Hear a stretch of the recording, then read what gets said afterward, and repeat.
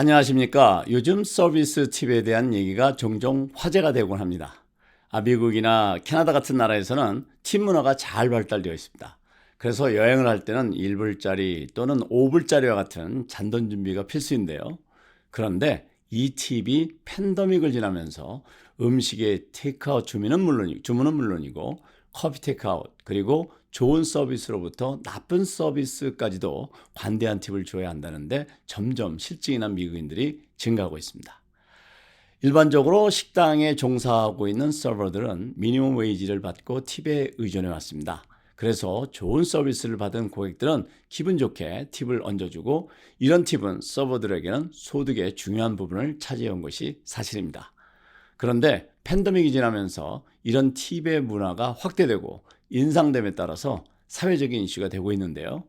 실제로 스타벅스가 작년에 신용카드로 지급하는 사람들에게 1달러, 2달러 또는 5달러 팁을 줄 것인지 또는 팁을 주지 않을 것인지를 묻고 거래가 진행되기 전에 답변을 요구하는 새로운 화면 기능을 출시하기 시작했을 때 소셜미디어에서는 이 이슈가 뜨겁게 논쟁이 되었었습니다. 특히 스타벅스 직원은 급여가 낮을 수 있지만 풀 서비스 레스토랑에 많은 웨이터가 받는 것과 같은 최저임금을 받지는 않는 것으로 알려져 있기 때문입니다. 팬데믹을 거치면서 이렇게 변한 팁 문화에 갑론을박이 심화되고 있는데요. 이런 가운데 서버들의 팁 소득에 대해서 관심을 갖는 그룹이 나타났습니다. 네, 소득이 있는 곳에 절대 빠질 수 없는 곳이 있죠.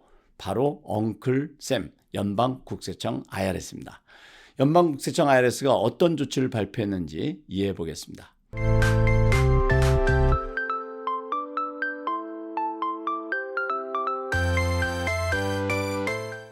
팁 소득은 여러 곳에서 발생하게 됩니다.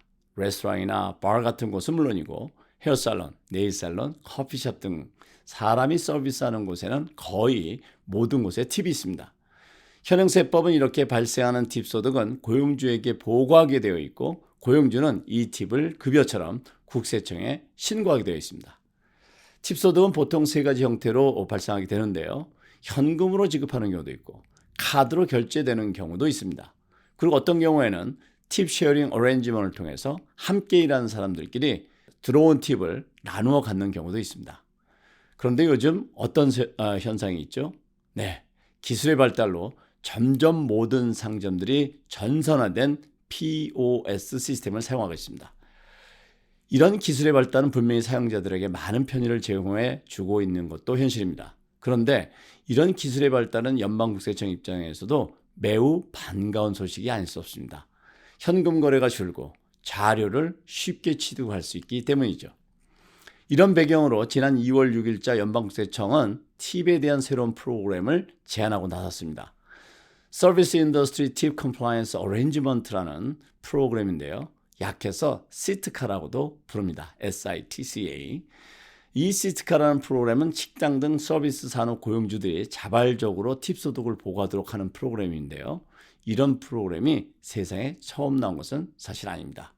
그동안 IRS는 TRAC, 트랙, TRDA, 그리고 EM 트랙이라는 팁 보고 프로그램을 실시하고 있었습니다. 이런 프로그램들이 큰 효과를 보고 있지 못한 것으로 알려지고 있는데요. 이번에 시트카 프로그램은 이 기존의 세 가지 프로그램을 대체하는 것이라고 이해하시면 되겠습니다.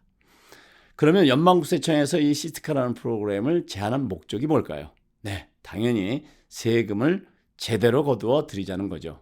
2018년 연방재무감사국의 조사 결과에 따르면 16억 달러가 넘는 팁 소득이 누락되어 있고 팁 보고 프로그램에 문제점들이 있는 것으로 발견이 되었습니다.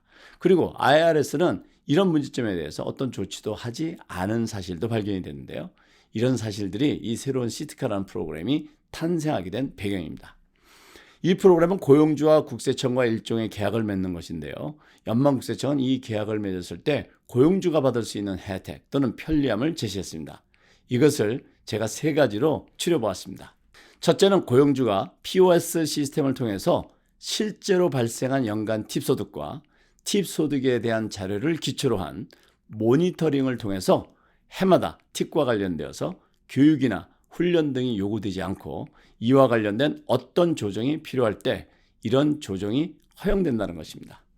두 번째는 참여하는 고용주는 매년 연간 보고서를 제출해야 하는데요. 이것은 IRS의 감사 등 조사가 줄어들게 된다고 국세청은 밝히고 있습니다. 세 번째는 참여 고용주는 시티카에 조인하고 있는 동안에 직원급의 일부인 팁으로 인해서 발생할 수 있는 책임으로부터 보호를 받습니다. 그러니까 만약 직원의 팁 소득 누락이 발생했을 경우 고용주가 책임져야 할 부분에 대해서 자유로워진다는 얘기입니다. 팁 소득은 일반 급여처럼 소득세 부과 대상입니다. 그렇지만 예전에는 팁이 현금으로 많이 이루어졌습니다. 그래서 사실 팁 소득에 대한 규정은 거의 사문화되다시피 된 것이 사실입니다. 그런데 크레딧 카드 사용률이 높아지고 기술의 발달로 전통적인 캐시 레지스터를 사용하는 곳은 점점 줄고 좀 더 정교한 POS 시스템을 사용하는 곳이 늘어남에 따라서 이런 규정들의 적용이 용이해지고 있습니다. 좋은 서비스를 받고 기쁜 마음으로 지불하는 팁은 서버도 고객도 모두 만족하게 됩니다. 그러나 불편한 서비스, 레스토랑처럼 풀 서비스를 받지도 않았는데 풀 서비스에 준하는 팁의 요구는 자칫 서로 존중과 미소의 교환으로 건전한 관계가 유지되어져야 할 고객과 서버 간의 불편한 관계로 전환되지 않을까 염려하는 사람들이 많은 것이 현실입니다. 오늘은 팬데믹을 지나면서 변화된 팁 문화에 국세청도 참여했다는 소식을 전해드렸습니다. 오늘은 여기까지입니다. 감사합니다.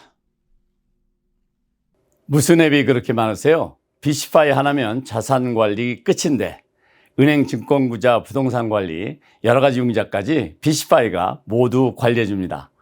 미국에 살면 누구나 비시파이. 이게 요즘 핫한 비시파이입니다. 자산이 한꺼번에 싹 다 보이니까 돈 모으는 재미가 쏠쏠해요. 자산 관리를 비시파이가 한 번에 끝내줍니다. 저도 비시파이를 사용하고 있습니다. 자산 관리의 나이스 샷, 비시파이. 한 가지 더, 해킹 횡령 더 이상은 설 자리가 없도록 내 돈 도난 방지에도 최고 비시파이. 오늘부터 내 돈 관리는 비시파이 꼭 가입하시고 부자 되세요.